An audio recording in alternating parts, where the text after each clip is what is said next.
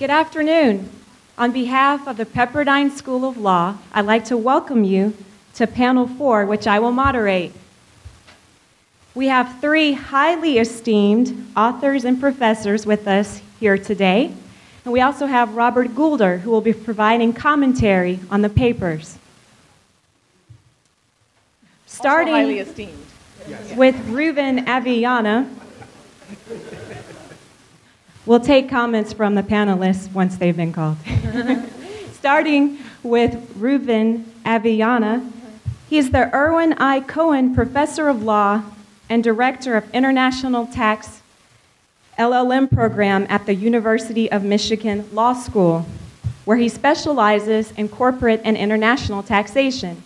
He's also the casebook author of the text that I use in my international tax class, and it's a great honor to have him here today. He has served as a consultant to the U.S. Treasury Department and the OECD, and is a member of the steering group for the OECD's International Network for Tax Research.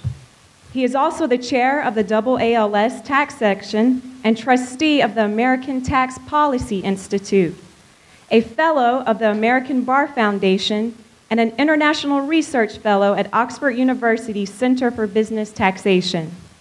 Professor Avellana has taught at my alma mater, Harvard University, and Boston College. He also practiced with Milbeck Tweed in New York and with Wachtell Lipton in New York, and finally with Ropes and Gray. Will you please help me welcome Professor Avellana to our panel?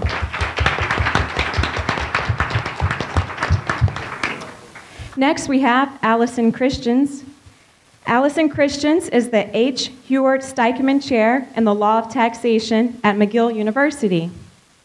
Her research and teaching focuses, among other areas, on national and international tax law and policy issues, with an emphasis on the relationship between taxation and economic development. Professor Christians practiced tax law at Wachtell Lipton as well in New York, where she focused on the taxation of domestic and cross-border mergers and acquisitions. She also practiced at Debevoise and Plimpton in New York, where she focused on private equity funds. Again, will you welcome Professor Christians?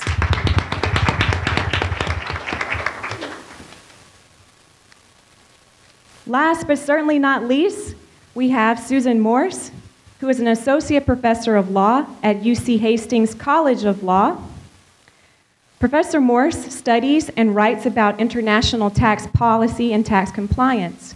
Her current research interests include offshore account compliance and transition issues related to international business income tax reform. Professor Morse clerked for the First Circuit, United States Court of Appeals. She also spent 7 years in tax practice at Ropes and Gray in Boston and Wilson Sonsini in Palo Alto. Prior to joining the Hastings faculty in 2010, Professor Morse was at Santa Clara University School of Law. Again, would you please welcome our final panelist, Professor Morse. Each panelist will have approximately 15 minutes to present his or her papers. I would now like to invite Professor Christians to the podium to start her presentation. Oh, excuse me. Actually, we're going to start with Professor Avellana. Thank you. Either way, thank you very much, Professor Johnston, and thank you, Paul Caron, in particular, for inviting me, and the Pepperdine Law School and the Pepperdine Law Review for this wonderful hospitality. This, I have to say, I mean, I think most of us will agree, is the best organized conference I've ever been in, and I've been to lots of conferences. Genuinely, amazingly well done, as well as, you know, the weather, the surroundings, and so on. It's all perfect. So, as you have seen, if you look at the paper, I addressed lots of topics, and I'm only going to concentrate on one of them. I will say one thing about VAT, since this was already a subject of Professor Graetz's discussion in the morning, and Bruce Bartlett and others. In the last election, as you may remember, Mitt Romney and Paul Ryan promised not to touch Medicare for anybody who's reached the age of 55. Since I was 54 at the time, I was really upset by that, because I thought I would be the last sucker left standing who will be the oldest person whose Medicare will be cut. But now the election is over, and by 2016, the very last baby boomer would have turned 55. So I think Medicare is pretty much safe.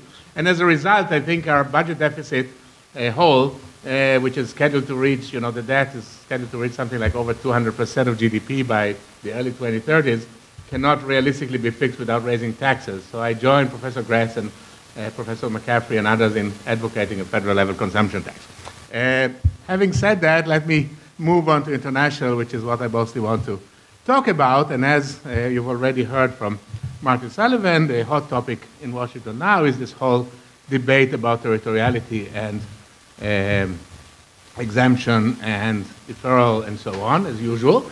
And the CBO has just put out a study dated January 2013, so it's quite recent, in which they estimate various options.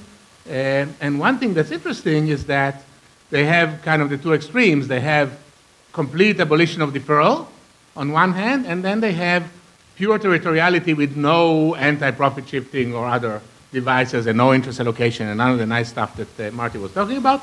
And it turns out that they both raise revenue magically. Abolishing deferral raises $114 billion over the 10-year window, and exemption raises $76 billion, and then you can have another $60 billion from touching interest deductions. So that, I think, is very interesting by itself, because it just suggests how broken our current system is, basically, that we managed to lose it both ways. Now, I've written a paper that was published in Tax Notes back in May, suggesting that the gap between the two proposals that are actually on the table, that is the President's proposal and the Kemp proposal that was already mentioned, is not as huge as might seem at first glance. Because if you think about it for a moment, what Obama was proposing was a minimum tax on, that is abolishing deferral, but setting the rate at a rate that is lower than the normal corporate tax rate, which he suggests should be 28. But he doesn't say what the rate is, nor does he address what happens to dividends after that tax has been paid. And as was suggested already in the last panel, there has been some hinting that the Democrats might be willing to live with some measure of territoriality. So let's assume, for example, that you set the minimum tax rate at 25. So at that point, of course, the difference is only 3%, and you might as well accept to bring the money back without paying anything more. Well, now let's take a look at the Kemp proposal. Kemp wants to set the rate at 25. And one of the things that he does is that he has these anti-profit shifting proposals, and one of them is to tax subject to subpart F, that is tax currently all income that is subject to an effective tax rate of 10% or less in the host jurisdiction. So think about it for a moment. This means that all income that is not subject to 10% will be subject to tax at 25. And the only difference, as far as I can see, between Obama and Kemp that remains is maybe a country like Ireland when it's 12.5, and I imagine the 10% was set in order to exempt Ireland. But remember, this is an effective rate. So if you have a double Irish Dutch sandwich, as was described, and the effective rate is 2.4 because it's all really in Bermuda, then that actually will be captured by Kemp.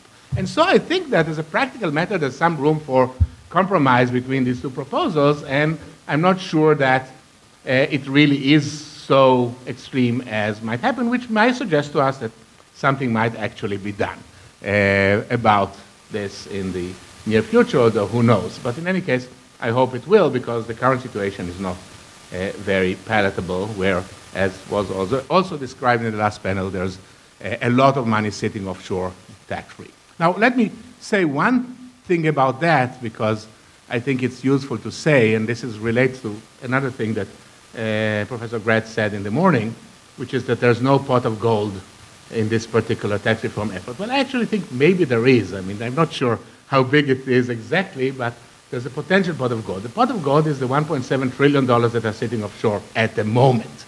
Because the economists will tell us, I mean, this is a little bit like the whole business about why is the efficiency gain from the move from an income tax to a consumption tax, because there's a one-time tax on all savings. So here also you can impose a one-time tax on all of this $1.7 trillion that are sitting offshore, and you won't affect anybody's behavior because by definition they're there already. Plus, it is my view, and most people think, that most of this income belongs to the United States anyway because it relates to intangibles that were developed here and were shifted offshore in the ways that were described earlier. So why not tax them? So then it's just a question of what rate exactly you want to impose, but certainly there is some pot of gold to be had in this context. Now, having said that, I think that what the reply probably would be is that if you do that and then you also tighten the CFC rules, like both Camp and Obama propose, then there would be a risk that corporations will leave the United States, because the whole system now depends crucially on the residence of the parent. The residence of the parent is a matter of where the parent is incorporated, and one thing that is happening now, again, is a rise in so-called inversion transactions in which companies actually move out of the United States. They do it by using loopholes in the 78-74 rules that were adopted back in 2004 to stop precisely this behavior. So I think this needs to be addressed, and I've already said back in 2004 that the way they did back then was not very good. And I think what we should be doing is, at the very least, adopt some kind of measure and control standard, which is what the Europeans and the rest of the world have, so that at least you'll have to, if you're going to be a decentered multinational in the MIR-DSI standard, you need to actually move your headquarters out of the United States, which in my experience is not so easy to do. That doesn't mean that it will block all moves, but it will block some moves, and it also means that you can't do shell corporations. That is, you need to have something real out there rather than a post office address in the Cayman Islands. So I think that would be a good step to take in conjunction with any of these moves to try to tax more offshore income currently. Having said that, I don't think this is a stable solution in the long run. And the reason that I don't think it's a stable solution in the long run, or even in the medium run, is simply because in the end, I don't think there's enough of a distinction, or enough of a meaningful distinction, between US headquartered and foreign headquartered firms to really base our entire international system on this particular line. Inversions is just part of the story. It's also a question of where you set up the corporation to begin with. So if you start offshore, you can start offshore and you never have to be in the United States.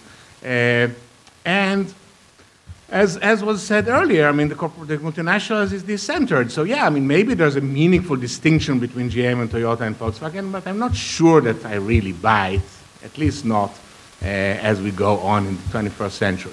So that brings me back to, what, my original proposal was 20 years ago, which is to have formulary apportionment, as was already mentioned also. And this, interestingly, is another of the options that is mentioned without a precise revenue estimate in the CBO report, so at least it's on the table. And the reason, of course, that I think that is good is primarily because, A, it ignores the difference between foreign-based and US-based multinationals because they all are treated the same. Whatever the formula allocates to the US, that's what you take. B, it achieves true territoriality, not this kind of, I regard what's now on the table in Washington as bogus territoriality, because all we're talking about really is not, as is sometimes said, exempting foreign source income from tax. It's not true, because you're going to keep separate F, and you're going to keep the foreign tax credit, and you're going to keep all of this complexity. All that you're doing is exempting dividends from active income from tax, which is not really such a big deal, after all. And it's not even a significant revenue raiser, I don't think, because at the moment the dividends simply aren't coming in. It does have a behavioral effect because that's the whole trapped income phenomenon, and that's why I think it should be done, but it's not a really fundamental change. What you do if you have formulary is, in my opinion, you can have true territoriality, and whatever the formula allocates to the US, that's what you tax, and then you forget about CFC rules, and you forget about foreign tax rate, and you forget about everything, and you ignore all dividends within the multinationals, and you ignore all royalties within the multinationals, you ignore all interest, you treat the multinational as what it really is, which is a single enterprise that is consolidated together, and you then slice it up according to the formula. Now, there are, of course, lots of problems with this, including how to pick the formula. The EU Commission has proposed a formula that is based on more or less the state formula, that is assets, payrolls, and sales, in equal proportions and with some modification and so on. That's one possibility. I don't particularly like it because I think that this will induce the shift of jobs out of the United States. So I had always liked what is now called, Ellen Auerbach, a destination-based income taxation. I didn't think about that name in 1993, but that's basically, it's a sales-based formula. The idea is you tax multinationals initially based on where they sell it, and that's it. And of course, the advantage of that is that you tax importers and you exempt exporters. It has all the VAT-type advantages. It has problems too, such as, I mean, for goods, it's not a big problem because we have borders unlike the EU and we can trace the goods as they're coming in. For services, it's more complicated, but the VAT does deal with that, so I think it is a soluble problem.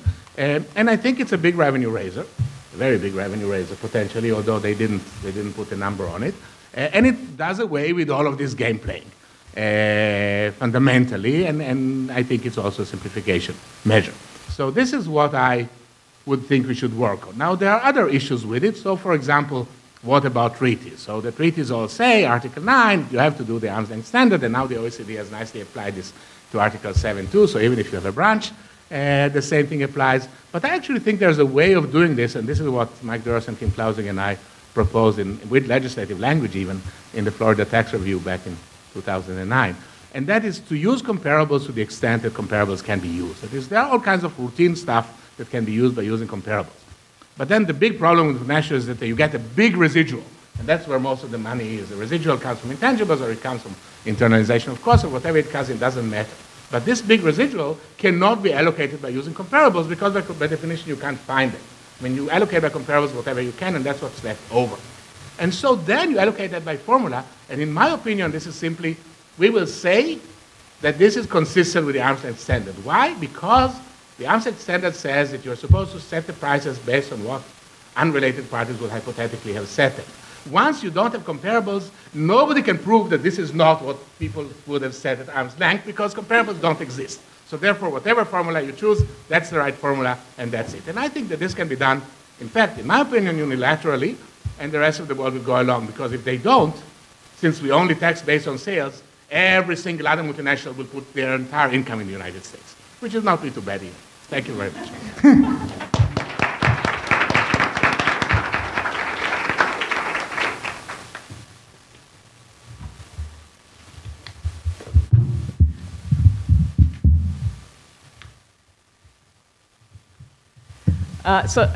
Thank you, Reuven. It's hard to go after you because you are really just dynamic, and there's so much in there. I'm still trying to figure out what he said in the second paragraph. Right.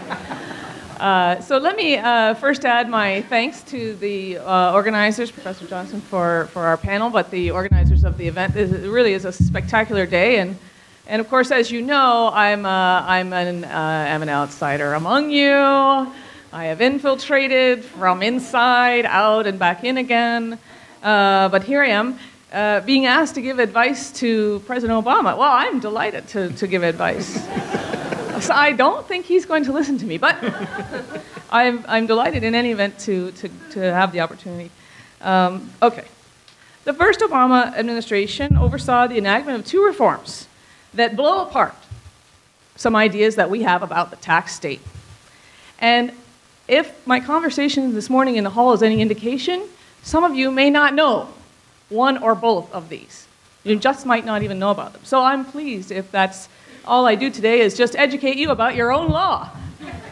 That's all right with me. Both of these regimes passed with little fanfare, quietly, added as riders to other bills that were much bigger, much more important, and had a focus that was completely different than these two reforms.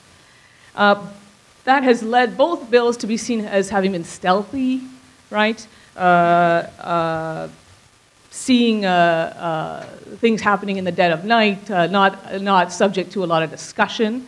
And both bills, in fact, had been raised as independent legislation and failed on their own terms in the Congress, and so slipped in afterwards. Yeah. Okay. So you see that both of these regimes that I'm going to talk about, neither one of which I've named yet, acronyms coming, I promise, are already kind of a bit odd, right? Not being subject to a lot of public scrutiny. And what I'm going to tell you is that I think that both of these regimes give us a slow reveal of a picture of what the state, the tax state, is going to look like going forward. Okay? But neither reform is finished. That is to say, both are yet to be implemented. Both are subject to strong opposition, some, I think, rightful, some maybe not so much. And both have pretty big obstacles to overcome. And I think it's worth looking at them because they have underlying goals that I think we are all going to agree with. And so it's worth saying to the second Obama administration, let's go. Let's get this done. You started something. Most people may not even know what you started, but we're going to look at what you started, and I think these are big, it raises some big questions. All right. Now, I wrote in my notes here that both regimes are attempts to save the income tax, and in the back of my mind I thought, well, I don't have to explain that. People want to save the income tax. Right. I'm not so sure after today that I can confidently say that. So, but I would say that if we are going to save the income tax, and I'm talking about the personal and the corporate income tax, we have to start asking ourselves some pretty big questions about what states can and cannot do in a world that is globalized, economically integrated, and characterized by technological change, advancement, innovation, which is in the financial sector just as well as anywhere else. And so some of the questions that I'm going to ask are questions that are academic, theoretical, even metaphysical, I think, therefore I am kind of questions. And a lot of these are questions that I don't think have troubled policymakers, like what is the state? What can a state do? What can't a state do? But I'm going to say that normally we just start from the proposition that states exist, they do things, that's uncontroversial, and states can tax, and they do tax. Just look around, and there's the tax state in all its glory. Look at what it does. But what I'm going to suggest is that if we don't find a way to save the income tax, then what we're seeing is that states are devolving into taxing the easy to tax, which is not in any way just. And so both of these regimes can be seen as attempts to pull back that paradigm, that unfolding paradigm. Okay. Now I think if tax practitioners, academics, and students of the law are not thinking about what is the state and what can it do and what can it not do, then they're not paying attention. What are they not paying attention to? Well, a big question that we're asking ourselves is what is going on with the state these days? Have we lost control? We're told that the state is losing control over its people and its resources. Between creative tax planners, dodgy clients, and complicit governments, the state is losing its touch when it comes to taxation, right? And the result, yeah, that's Depardieu in the corner. You know, this guy, Savrin, yeah, okay, you don't have to go too far into that. You see where I'm going. What is the result? Well, it's massive debt and debts and deficits, the dismantling of the welfare state as we know and love it, protest in the streets over international tax, not tax, international tax, which most people didn't even know existed, right, until the latest crisis. And what we have is going on, I think, two recastings. A recasting of the taxpayer in a moral, ethical role. A duty to play nice if you're a corporation, spirit of the law, not letter of the law, stop exploiting loopholes, and at the same time a recasting of the state in a policing role, that you are all potential criminals, all of you, and we need to watch you. It's not enough to catch you after you did something. We have to preventatively watch you and make sure you don't do it. We have to take away your ability to perpetuate crimes against the state, okay? And this, it means smoking out delinquents for the benefit of all other members of our society. You see the protesters, okay. But this recasting is not easy because it comes in opposition to some pretty strong tendencies in the structure of the state as a member of global society. So I want to talk about the state and what I'm going to call its mercenary tendency. States are responsible for economic growth. We've decided. We're not thinking central planning, but we still think that states are responsible for economic growth. This requires competitive regulatory policies. This has led us to an imaginary line between fair and unfair competition among states. If I had a lot more time, I'd talk about what that competition is comprised of and who decides what's fair and what's unfair and how that all plays out. But I don't. But the primary objective here of this theory of the state is that we should cooperate with other states in principle, but defect in practice. I believe Professor Graetz has said that in one of his papers. I usually cite him for that. I cite Dan Shaviro for the same principle. But notably, remember, it only works if we prevent others from doing the same, right? We have to gain an advantage. It's not a level playing field, it's an advantage we seek, right? And at the same time, that's put against a different concept of the state, a theory of the state, which is that states must be accountable to their people. That means the tax system has to be at least viewed as fair. We need a patina of fairness. It doesn't actually have to be fair, but just fair enough that we don't have people up in the streets protesting about the unfairness. That's very unsavory. We need tourists at the White House. We don't want a bunch of people protesting there. And what do we get for fair? Well, asking the same of all taxpayers, however we define that word, and it has to be imposed equally on all taxpayers. And the primary objective in a state that looks like this is to catch our shirkers. Okay. We have there, in these two ideas or conceptions of the state, a basic paradox. And I would submit that the two pieces of legislation I'm going to talk to you today are a result of the almost psychotic fighting of ourselves with ourselves as to which of those two states do we want to be. And I'll give you an illustration. Senator Paul Ryan, in 2010, the year that both of my legislative regimes was passed, said, we, meaning America, need to have a tax system that makes America a haven for capital formation. Let's make this country a tax shelter for other countries instead of having other countries be a tax shelter for America. And notice, that's the first part, right? Competition. And this would ultimately raise revenues and promote economic growth. Okay. So there's our example of this, this internal struggle. What should we do? Enter FATCA and EITI. Who knows what FATCA is? All right. Who knows what EITI is? Not EITC, EITI. Aha, the conversation in the hallway is confirmed. The EITI is the Extractive Industries Transparency Initiative. It was tacked on as a 2-page bill at the end of Dodd-Frank in 2010 after failing to pass on its own merits in 2008 and 2009. What is it? It is corporate, oh no, tax disclosure. She just gave me the 5-minute sign. This is going to be impossible. It is corporate tax disclosure under EITI.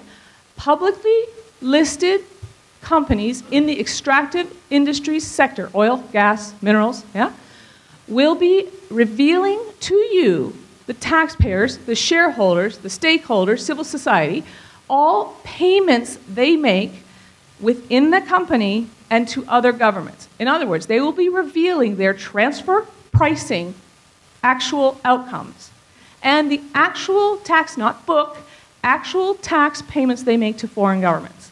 Okay? The goal, stop American companies either fostering offshore corruption by paying, bribing, whatever, or, and I think the big or here is what you see in the tax protests in the seat, or avoiding too much tax globally. There's some sort of floor we don't want you to go below. And if we can show the people how this tax system actually plays out on the ground in practice, they will be in the streets protesting their legislators saying, why are you letting all this money out of the tax net? Why aren't you stopping this? Okay, that's EITI, Corporate Tax Disclosure. Foreign Account Tax Compliance Act, FATCA. The idea here is that it's to expose Americans who are hiding money offshore. Now, that one's pretty simple, straightforward, right? People who are rich have offshore bank accounts. I'm going to just confess to the IRS right now that I have an offshore bank account. I am not rich, but I am Canadian, and I live in Canada, but I have US status, and I have to write my checks in Canadian currency. And that means I need a Canadian bank account. But that makes me a suspect, a criminal tax evasion suspect in America. And the goal here is to stop me and people like me hiding, no, not at all, of course, hiding cash offshore, but with the help of foreign banks. Now, you know where this comes from. The impetus is UBS. You've seen it all. You know why this is here. Okay. What role do these two regimes consider for the nation state?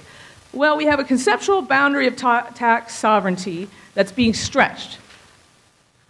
Autonomy, non-intervention, pragmatic allocation practice in cases of overlap, that's what we used to think. And we have this question arising. Are we now, as a tax state, the victim of globalization, technological change, or are we the master of it? And I will tell you, and I wrote this out in my paper, you can read it for the details, that these two regimes suggest that we are the master, not the victim. There are no legal boundaries to the US tax jurisdiction. None. No one can stop you if you want to go as a tax state and find your taxpayers however you define them.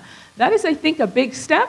And it's very, very controversial, and I think it's worth thinking about them. But this means, what is the implication of this? The jurisdiction extends to taxpayers wherever they are, and all the institutions, and I wrote financial, but maybe it's too limiting, all institutions in the world that serve them.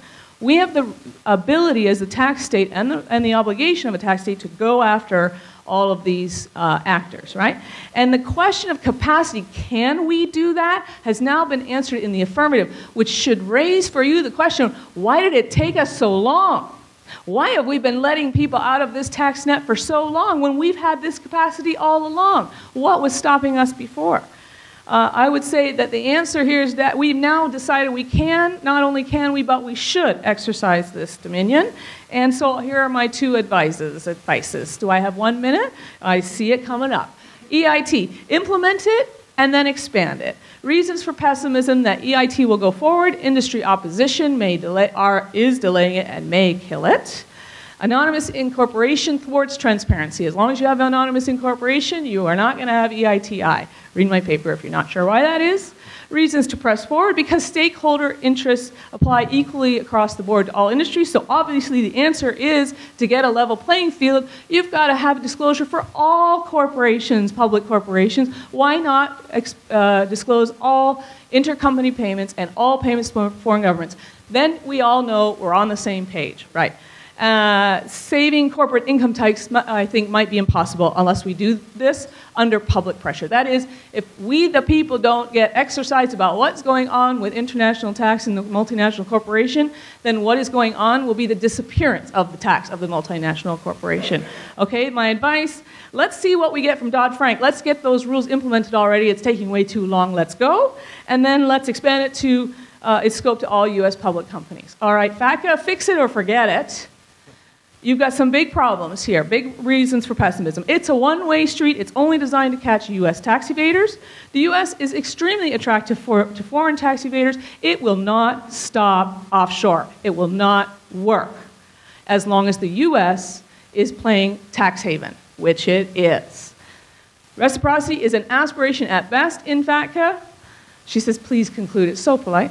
It's a terrible deal for poor countries who cannot enter into an agreement with the US to get an IGA because they don't have tax treaties. So all those countries from whom tax dollars are siphoned on a daily basis to their huge detriment, all the poor countries of the world are left out of this regime altogether, and we have no answer for them from the US. We're not interested in their problems. We're only trying to catch US tax avoiders here. Opposition is arising, and I think rightfully, from an expansive and even intrusive US tax jurisdiction. Reasons to press forward. If the big fish jump out of the net, you might as well forget the income tax. We already saw from, I think, Ed McCaffrey and others, that there's no middle class left to tax anymore. If the big fish are out too, then it's done. We're done. Moving right along to Professor Graetz's proposal. And you get two birds with one stone. Tax evasion links to other crimes, so if you can get this done, you actually could solve a big problem. Here's my advice. You have got to make FATCA really reciprocal. Stop this messing around. If you're going to be anti-tax haven, you can't be hypocritical about it. You've got to stop being a tax haven here too. And this is the big one, you have got to get real on citizenship-based taxation. You have 7 million Americans living abroad who just have checking accounts, and their banks are closing their accounts because they don't want to deal with Americans anymore because the costs of compliance are going to be quite high.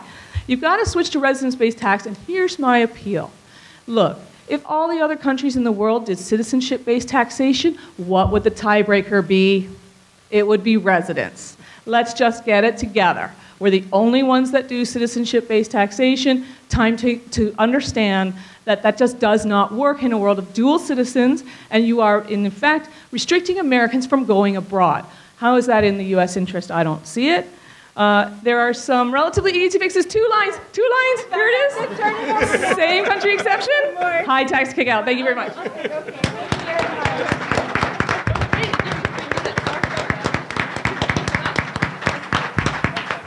Okay, lots of interesting ideas to be presented today. So without further ado, I'm going to turn it over to Professor Morris. Thank you very much.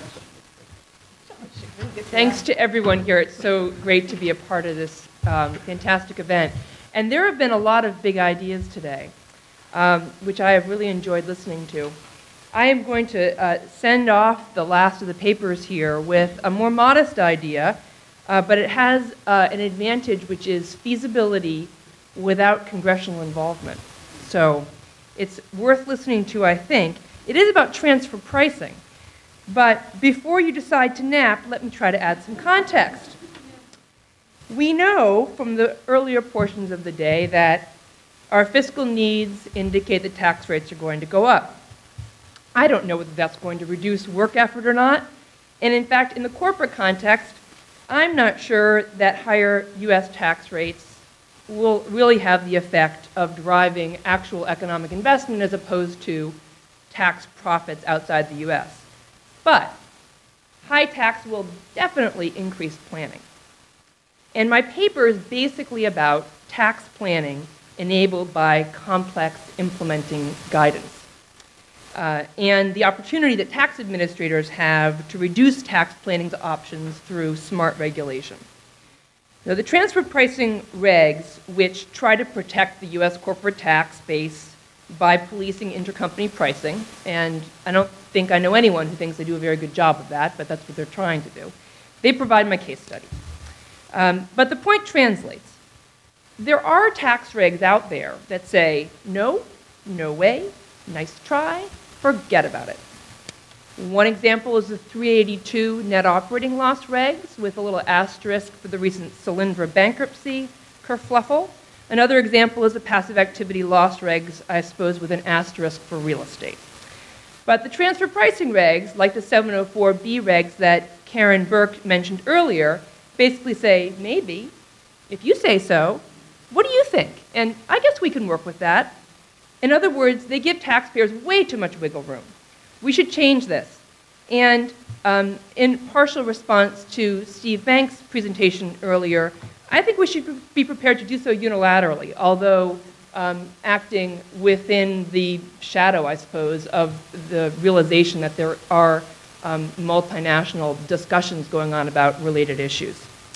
So transfer pricing is one of many factors that make it possible for global multinationals to have a very low, probably 3 to 6% current tax rate on their non-US income, and also to use their non-US subsidiaries to erode the US tax base.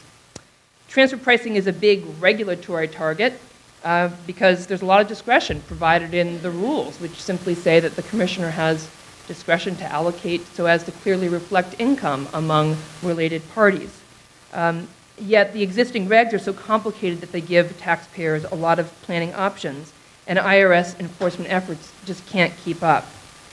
So I think the planning options should be constrained, and there are a number of ideas out there that would essentially do so by incorporating additional formulary ideas into the transfer pricing rules. So this is not the idea that Reuven proposed of a global, what I call his idea, a global destination sales-based formulary apportionment. So I'm not sure that's the leading moniker, but that's how I think about it.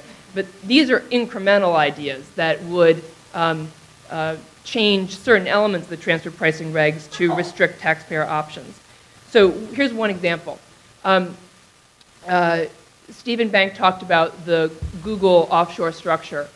One linchpin of that structure is the fact that you can transfer IP offshore as a US company to a non-US sub, and you sell it. The US parent sells it to the non-US sub, and it does it through a buy-in, and the key there is valuation. Well, sort of, but the fact is that the US regs permit the US company to value the property that it ships offshore to the non-US sub. And valuation is a taxpayer's game. It's very difficult for the government to challenge that. So one point I'm trying to make in the paper is, hey, the government gave that away. They wrote the regs that said you could do the buy-in. So why don't they just rewrite the regs? And then you can't do the buy-in anymore. Wouldn't that be helpful? What would they do instead? Well, my friend Alain Ben Shalom has the idea of tying IP ownership to the location of employees that produce IP through R&D efforts. Maybe that's one idea that I can work with here to try to illustrate this concept. So Alain's idea takes advantage of a strong business friction, which is employee location. This is similar to Marty's idea that ties interest deductions to gross profit. He's also there trying to take advantage of a strong business friction. It reduces taxpayer planning flexibility. It's protected by a deferential standard of review confirmed by Mayo. The Mayo case is the Chevron standard of review. It doesn't present litigation risks. It's more lasting, although prospective, compared to, say, notice guidance or private guidance. There are risks and downsides. One is that using a business friction as a guidepost can be a double-edged sword. So what if we tie a transfer pricing standard to employee location and then employee's location is changed? Maybe it's moved, for example, out of the US in response to a transfer pricing rule that ties the allocation of corporate profit to the employee location in the first place. That's one possibility. I'll talk about that more in a minute. Another possibility is that even though there is a very deferential standard applied to regulations under the usual US rules, there is a possible treaty issue, and the NatWest case, which Reuben kindly reminded me of when we had an exchange prior to this, to today, is the leading example of this.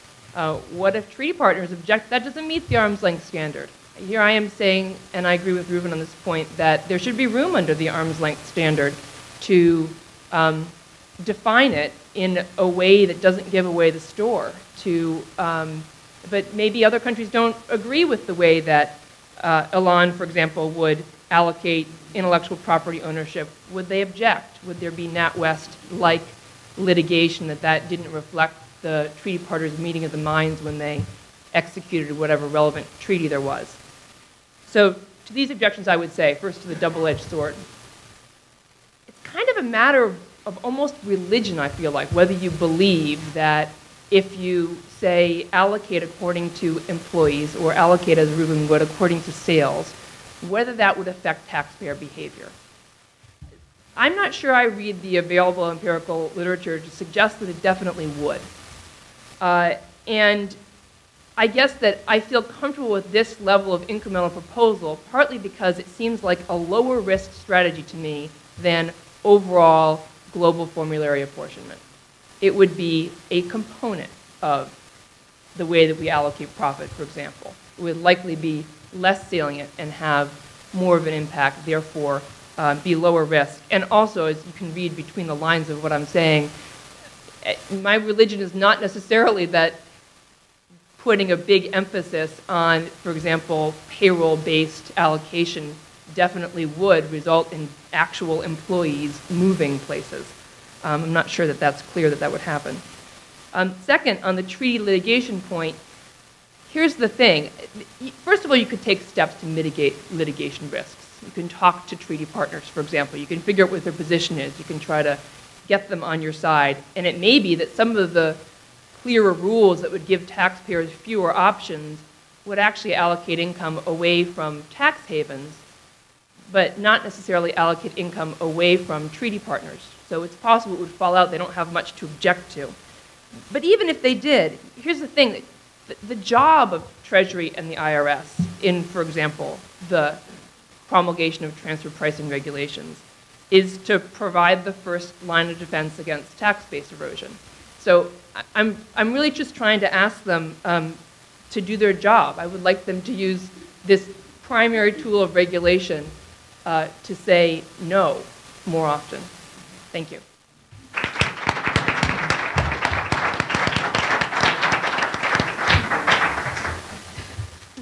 I would now like to turn it over to Robert Goulder, who's here. Robert Goulder is the editor-in-chief of Tax Analysts, a prominent online news service. He is also a frequent author of the Tax Analyst blog and has authored more than 200 technical articles dealing with international taxation. It's a great honor to have you today, and I'll turn it over to you now for your commentary. Thank you. Well, I think we've saved the best for last, at least in my opinion. With all due respect to the other panels, this is some interesting stuff here. I think international is really where the action is, where the money is, because that's where the worst problems of the current system seem to be. Looking at the three papers, taking them in order, starting with Reuven, your comment that what President Obama has proposed with respect to corporate tax reform, that it isn't so different from what Chairman Camp has proposed, is really a point. I think that's absolutely true. And I don't know if that means we should look at what, if there's not that big a difference between them, who's wrong, who's off, what's wrong with that picture? Did Chairman Camp, not really show his fervent conservative vigor when he released that? Why was he being so reasonable or practical? And when President Obama, the so-called socialist, said, "Oh, let's cut the corporate tax rate from 35% to 28%," a lot of people said, "Well, no, that can't be right." He wouldn't go around talking about cutting rates for corporations. So that's worth everyone acknowledging. And you hear so much talk about wild, crazy, ambitious tax reform plans. If this is what we're coming up with, it kind of looks like sort of mild stuff. So I kind of wish we had more radicalism in the corporate tax debate, although we will get to radicalism when we get to Allison's paper. There seems to be an implicit assumption that we're assuming territoriality is the way to go. And I'm yet to be sold on that. When you look at the current tax system, you think, isolate the problem. What's wrong with it? Well, there's lots of problems. We have a very high rate, and that creates some unfortunate incentives. Everybody wants to shift income to other countries, and they want to take items that are deductible or losses and shift them here. Okay, and that is those incentives are a function of the high rate. So I understand the case for wanting to lower the rate. The lockout effect. The way we have a worldwide regime is we're taxing domestic profits currently. Foreign profits, we tax them when you bring them back, when you repatriate them. If you don't bring them back, you let them just sit parked in the Cayman Islands or someplace, you don't pay U.S. tax. You might pay tax in that jurisdiction where they're parked, but that might be a tax haven and they don't have any taxes there. So hence the saying you hear from practitioners that a tax deferred is a tax avoided. And I'm not sure that either the Obama plan or the Camp plan would really get at that totally. I mean, I was always sort of sympathetic to the idea of what if we keep instead of going territorial, to go in the other direction, do something like you would with the Wyden-Gregg legislation from a few years back, where you kept a worldwide system, you eliminated deferral, and there's the poison. The sweetener is that you would lower the rate perhaps very much, even lower than the Camp rate. Personally, I am ambivalent as to what the rate is. People always want to talk about what is the rate. I really don't care. It could be 15%. We could do in Ireland and go to 12.5%. I think the intelligent debate is not about what the rate is. If you have tax reform that gets rid of holding companies in the Cayman Islands, you've done something good. And by that I mean sort of bogus shell companies in the Cayman Islands. If you actually want to move a factory there and make widgets and sell them everywhere, that's fine. So tax advice for the Obama administration. I was almost hoping, Reuven, that we'd hear something from you along the lines of Wyden-Gregg or let's get rid of deferral. But of the things that you did mention and isolate in your paper, they all make a tremendous amount of sense. The managed and control test, we absolutely need that. It bothers me somehow that you could have a hedge fund in Greenwich, Connecticut, and every single person associated with that hedge fund, everyone who has any connection with it is in Greenwich, Connecticut, yet it's not a U.S. resident because of a scrap of paper in an attorney's office in Bermuda. That's just bogus. What are the philosophical pillars on which we build this corporate tax? It's source of income and residence of the taxpayer. But what is corporate residence in this day and age? It seems that corporate residence is wherever you want it to be for tax planning purposes. And that cannot be sustained in the long run. And the most immediate, direct way to do something about that is the managed and controlled test. And it needs to be managed and controlled, not managed or controlled, because if you take care of management, people will play games with the control. That's how good these people are and the tax bar. Hold on. The inadequacies of 78, 74, yes, thank you for pointing that out. You were not jumping on the bus late. You talked about that when the legislation came out in 2004. It was true then, and it's true now. Let's see. The other items that you talked about, how much time do I have? 10 minutes? Excellent. I can keep going. I'll ignore the FERPTA stuff because that didn't excite me. Oh, yes. Foreign tax credits. And I was very surprised to see the recommendation about putting them all in one basket. You seem to think that the basis for having multiple FTC baskets would be that you're going to have corporations in excess credit positions, and you probably shouldn't have corporations in those positions given the fact that the U.S. rate is so high. But I scratch my head, and I'm just a little bit reluctant to go down that route of put them all active and passive in one basket, because it seems that the tax bar is really good at just waving their magic wand and conjuring up excess tax credits from nowhere. Look at the Guardian Industries case. So as long as we're going to have situations like that, I'm a little bit leery about getting rid of the baskets, but that might just be me. Transfer pricing, well, again, if we do White and Gregg and we eliminate deferral and tax on an accrual basis, maybe the transfer pricing case goes away. Certainly, if you lower the rate down to something like 15%, which I know sounds crazy, you're probably what was in the Kool-Aid. But again, the point is, don't get fixated on the rate that we're taxing corporate income at. Worry about whether you have deferral, whether you have the lockout effect, whether you can get rid of the things that are actual harm in the system. If we're stuck with the arm's length method, then yeah, I like the idea. I actually gave it a name here, the ACD plan. The A is for Aviona, the C is for Clausing, and the D is for Durst, who also writes for Tax Analysts, shameless plug. But no, there's a plan that came out in 2009, and I think that's the right way to go if we're going to be stuck with transfer pricing. Okay, that's it, Ruby. Thank you. Allison, goodness. Okay, we all know FATCA now, and we all know EITI. All the law students in the overflow rooms, if any of you decide to become tax attorneys, FATCA, that's your future. That's what you're going to be doing. I had a telephone call Tuesday night with a major tax practitioner in Washington, D.C. Didn't want his name mentioned, but he said that of all the new client work that has come into their office in about the last 6 months, 80% of it has been FATCA issues. That's saying something. That is what clients care about.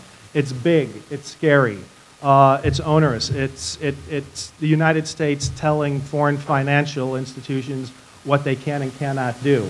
And that sounds, you know, it's what Lee Shepard said, it was like a drone. You know, to send the drones in and just drop the bombs and blow up Bradley Birkenfeld and UBS, and then we won't have people dodging their taxes in Switzerland. But I like FATCA. I want to defend FATCA because, to me, it's a transparency issue. If you seek to tax a thing, people shouldn't be able to conceal that thing.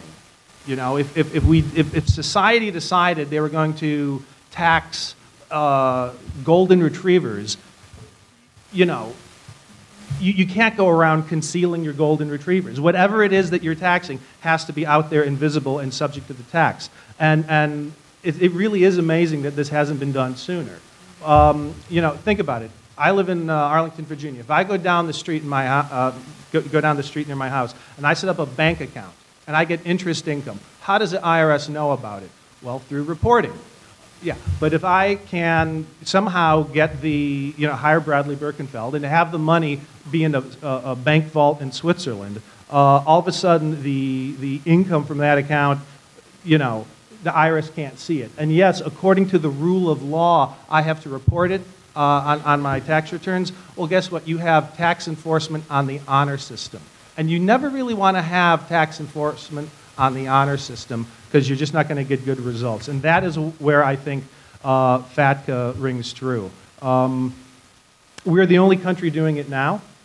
I'm not sure it's always going to be like that. If you look at what's happening internationally, there was a very important election recently in the Bundestag in Germany, where they were talking about a agreement with Switzerland, where they were going to basically let German citizens have secret bank accounts in Switzerland. And as long as a withholding tax was collected at the source, the German residents didn't have to include that income on their tax returns. And it eventually got shot down and dismissed, even though the German finance minister was a major proponent of it. What that would have done, it would have transformed a place like Switzerland from a tax haven to a privacy haven, which tells you something about their business model and what was really important to them. They actually don't care so much about people cheating on their taxes. People want to conceal the wealth. That's what it's really about for them. So the Swiss were volunteering, basically, to collect the tax as long as they could keep the names of the account holders concealed.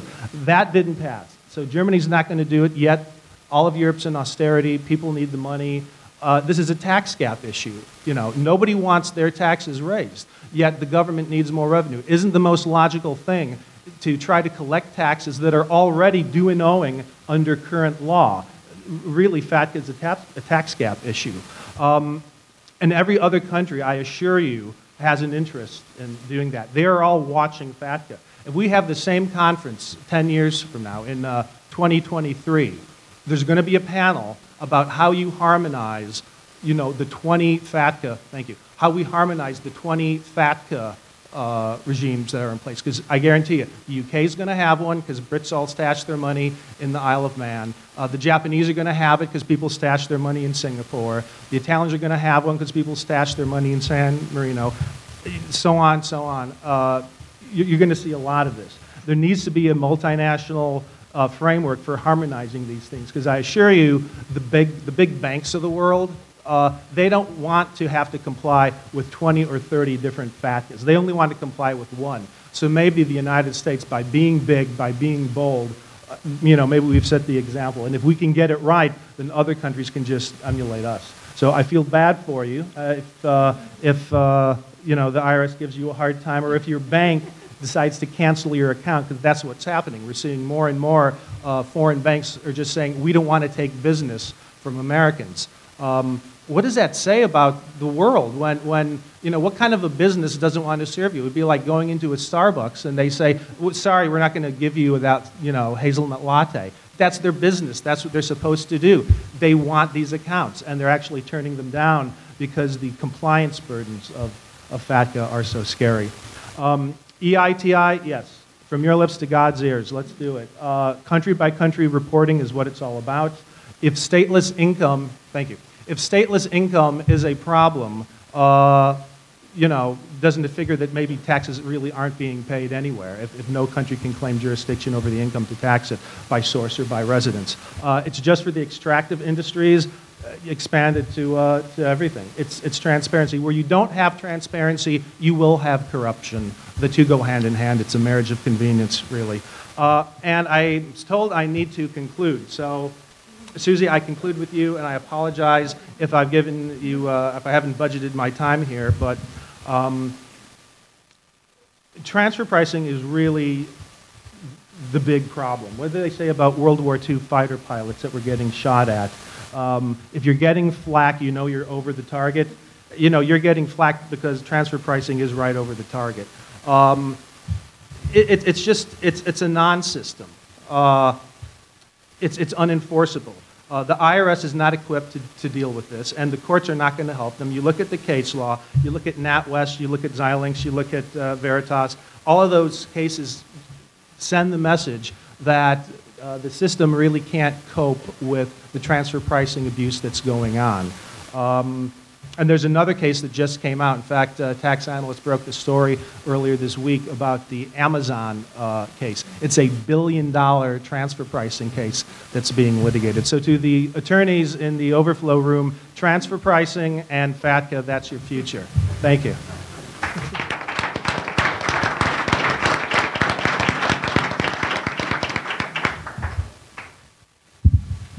Thank you for your insightful commentary as well. We're now going to open the floor to questions from the audience, both online and here today.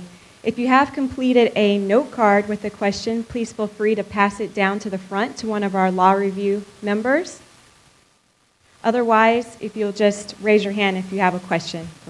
Yes, you, sir, in the back.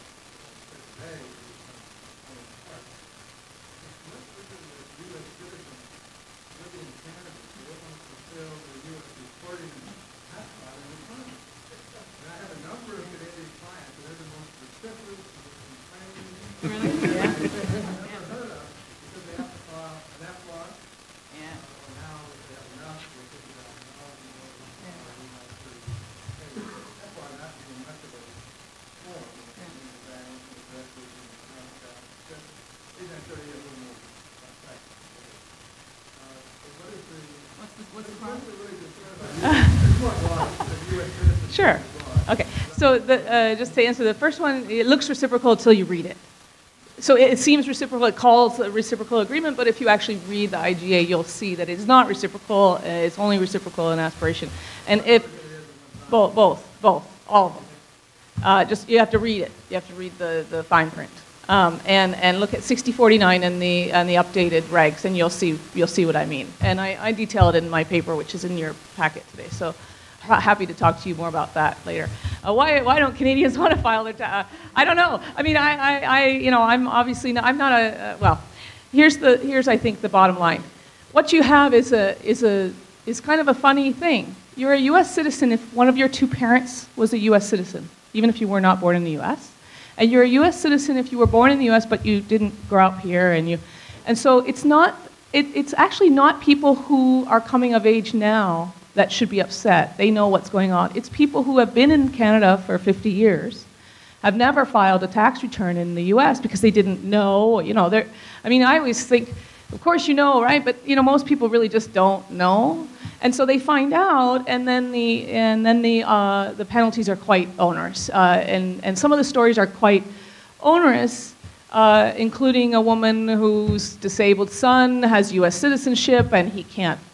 It's like personal stories. And if you go online and you read, you'll find, a lot of this. I'll tell you what I think. The Canadians who talk to me about it are afraid. They're scared. And I say, you're a small fish, a minnow. It's not, but they're afraid because they have been told it's a $10,000 penalty for non-willful failure to file. That is, if you're ignorant, you didn't know, it's $10,000 for every year you didn't file. And that creates fear.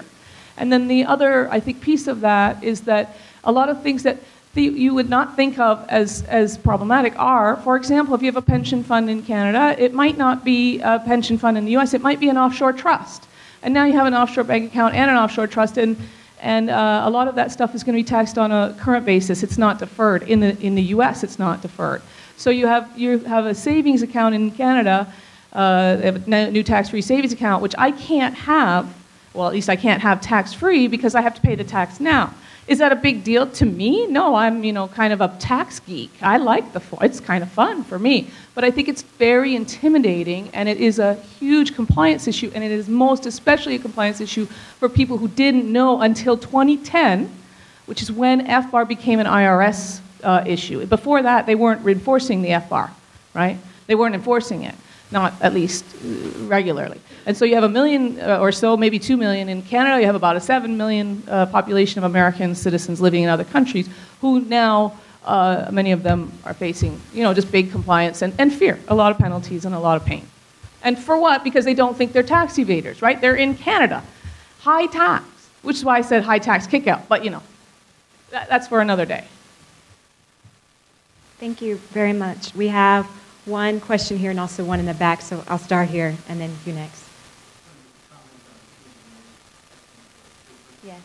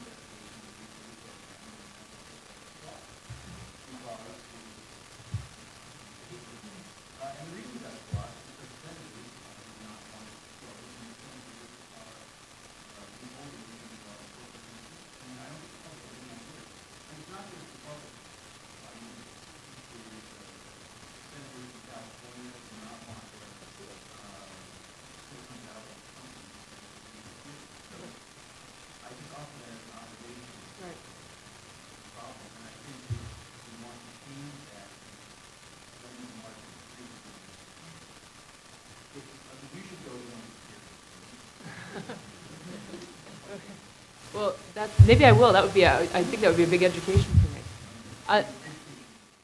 Well, that's very nice. I hope that would prove to be true as well.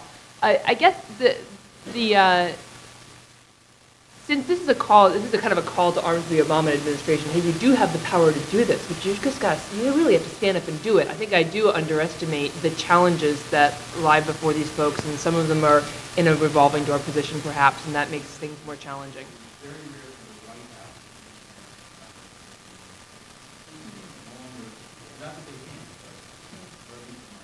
Interesting. So I'm really addressing myself to the career civil servants who happen to serve in the Obama administration. Perhaps. Okay. Good to know. The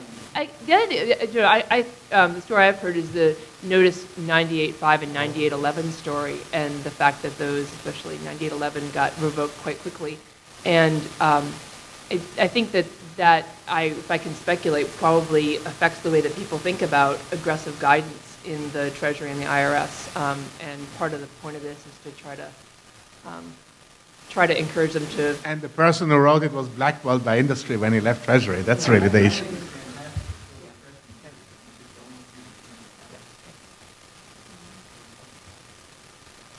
Thank you, Marty.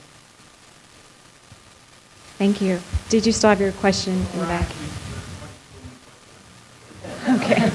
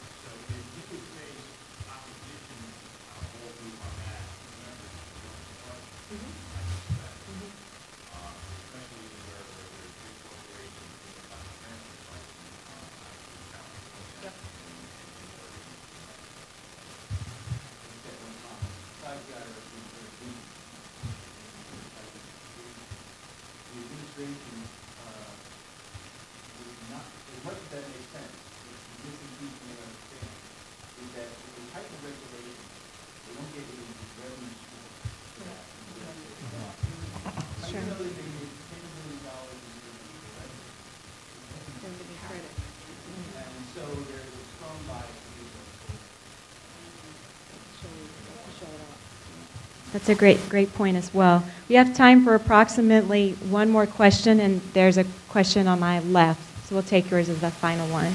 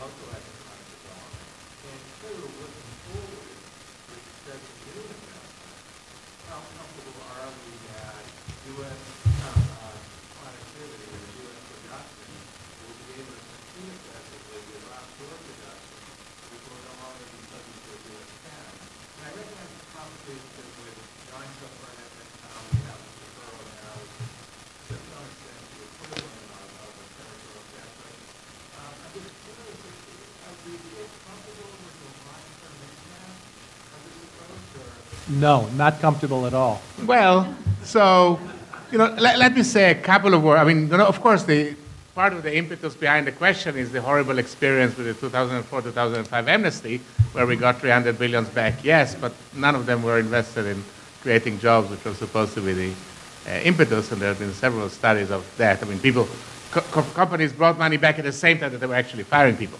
And James Gravel documented that very nicely. But having said that, I think the devil is really in the details. I mean, the reason, first of all, let me say something about White and Gregg. I testified in Congress in favor of White and Gregg. I'm all in favor of that. The chances are zero. I mean, we've been trying to enact the end of deferral since 1961. Think big, though. You got to dream. Yeah, but we're trying to give practical advice to the Obama administration. What are the chances? Even they are not supposing that the only people in the world. The only people in the world who do it is Brazil, and boy, are they complaining about their CFC regime, which has no deferral in it. I just don't think in today's world that's realistic. What I'm trying to do is align the U.S. system with what most other countries do, which is to have this kind of limited territoriality, i.e., exemption for active dividends, but to have quite strict CFC rules. And this is, I think, the key point to Jim's question. Much to my surprise, the anti-profit shifting provisions in the Kemp proposal, I think with some adjustments, are quite tight, and they are very similar to what the UK, the Japanese, the Europeans do. And the one thing that is clear is that all of these countries that have territoriality have not been suffering from nearly as much income shifting as we do. Just look at their corporate revenues and look at their effective tax rates. I mean, they have the exemption system, and yet they collect quite a lot because they have this, triggering off the CFC rules by a low tax rate in the host jurisdiction, which is, I think, the key provision. And so I think if we do that, at least in the immediate run, but in the long run, I think the right answer is formulary, and that's why, even to Bob's point, we're not going to resolve transfer pricing by moving to the abolition of deferral, because there's still inbound. And inbound is important, and people kind of neglect that, in my opinion. Thank you very much, Professor Avellana, and also Robert Goulder, for those closing comments. Let's thank all four of our panelists for providing international food for thought and some thought-provoking proposals. Thank you again.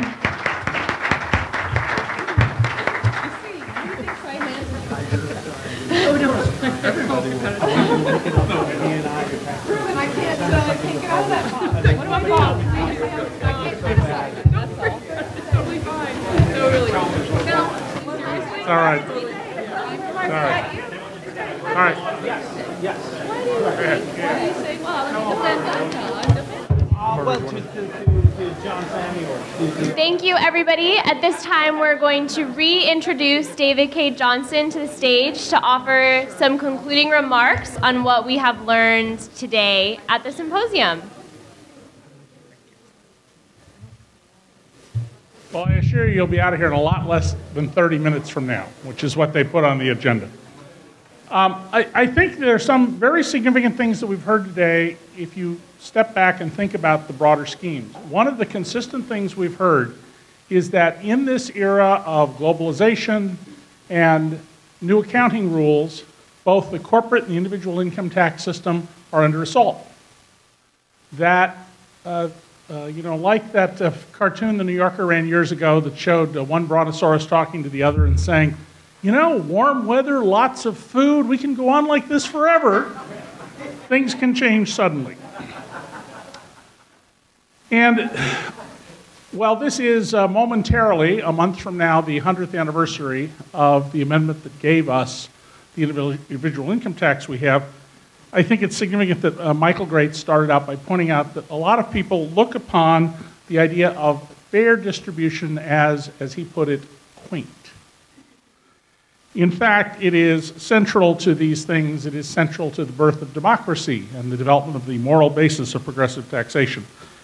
Michael also pointed out to us, however, that we would be a lot better off if instead of listening to lawyers, we listened more, as Congress did in 1913, to the economists about how to design a system.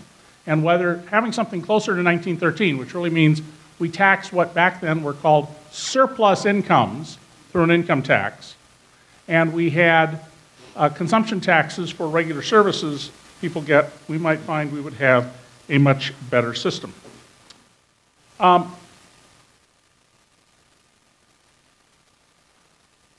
We also had a panel that had nice balance to it. We had Dorothy Brown on critical race theory.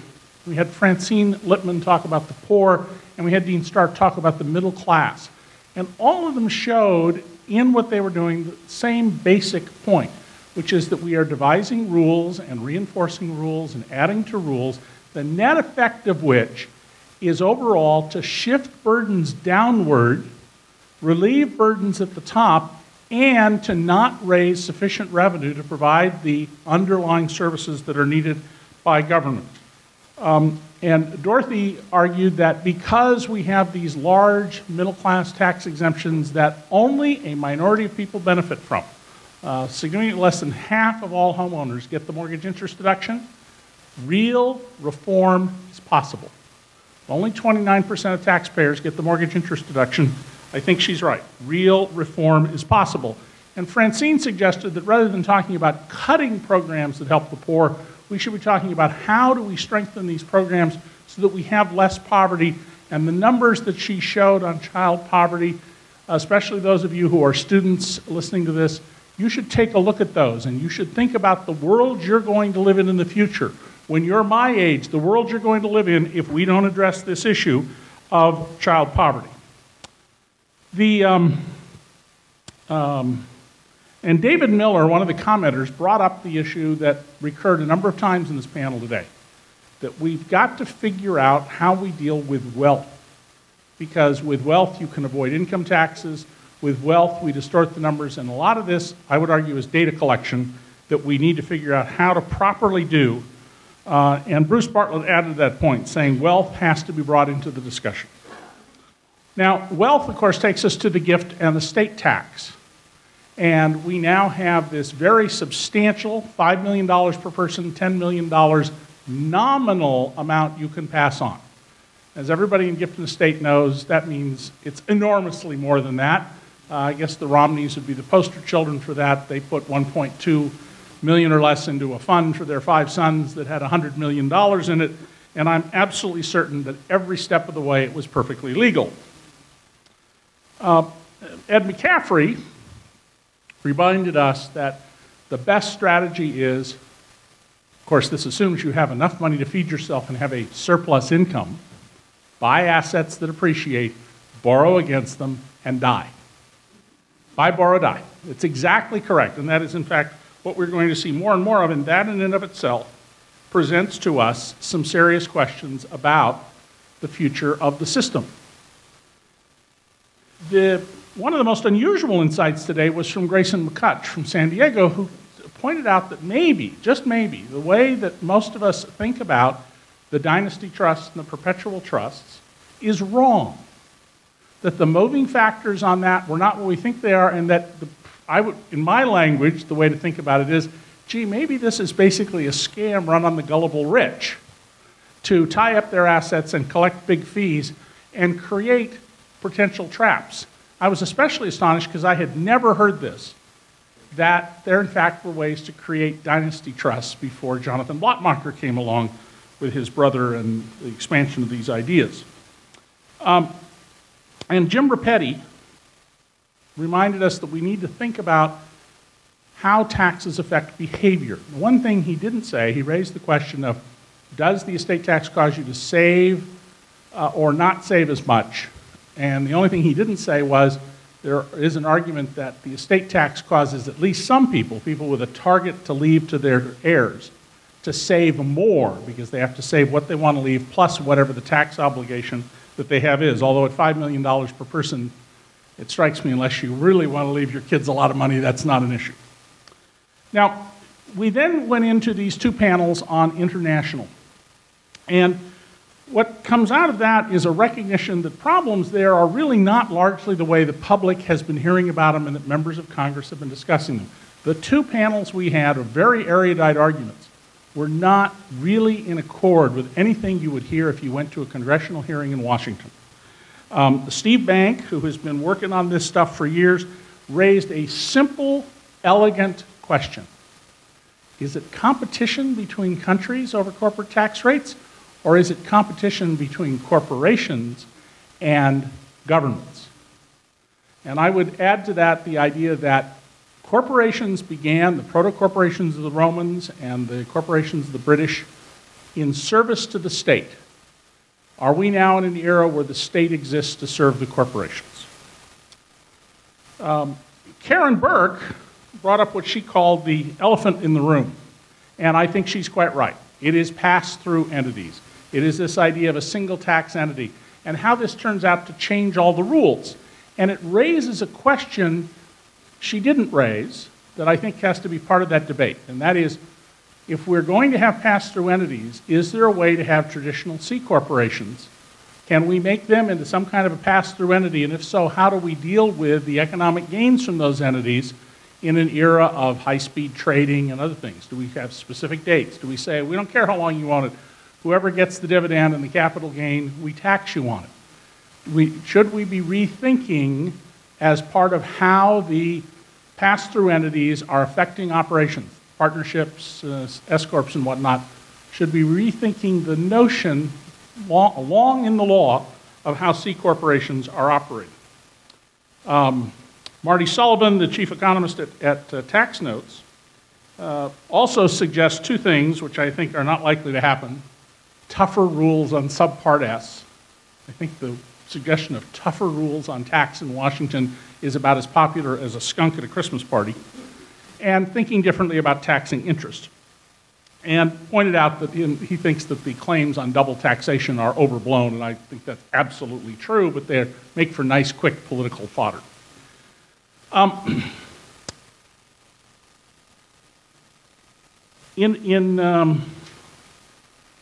I am going to be way short. Good. And then in the last panel that we had, Ruben Aviona, who has, if Ruben got paid for the number of clicks people download his work, he could take us all to dinner. He suggests some things I was kind of surprised by. One was that perhaps Dave Camp and Barack Obama are not that far apart. And that we should be thinking about things like, how is it that other countries who have systems that are being resisted in this country are actually generating more revenue? How do we do that? Because if we don't keep the corporate income tax, what happens? If we don't keep an effective corporate income tax. And I also liked his idea, very simply, that one way to deal with offshore interests is really moving your corporate headquarters. Halliburton did that, as opposed to having a mailbox. But his more important insight was that that's not a stable solution. And that brings me to the point that a number of people brought up. We really do have to think about, well, how do you get some kind of economic cooperation? We are not without tools. We are not without the ability to influence these things. But going to the idea Ruben has promoted for as long as I've known him, formulary apportionment, or what I call single company accounting, is something we need to do a lot more debating on. That idea, single company accounting. Now, Allison, who's somebody suggested was a little radical, and certainly among the groups had the most radical proposals here, said, if we don't, and this is, I call the quote of the day, if we don't find a way to save the income tax, then the states are devolving into taxing what is easy to tax, and that's not fair. And that's what the states are doing. They're clearly, and especially the US, we are devolving into taxing wages that are easily measured and not other kinds of compensation for services. And finally, those of you listening in the other rooms who are young, there's absolutely no question that FATCA is a great place to get billable hours in the future. We're going to see other countries, as the speaker suggested, do exactly what we're doing in one way or another, because we're growing more and more into a world that is interconnected.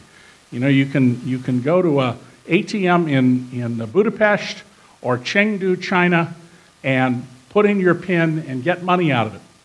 And, well, human beings can't move easily across borders.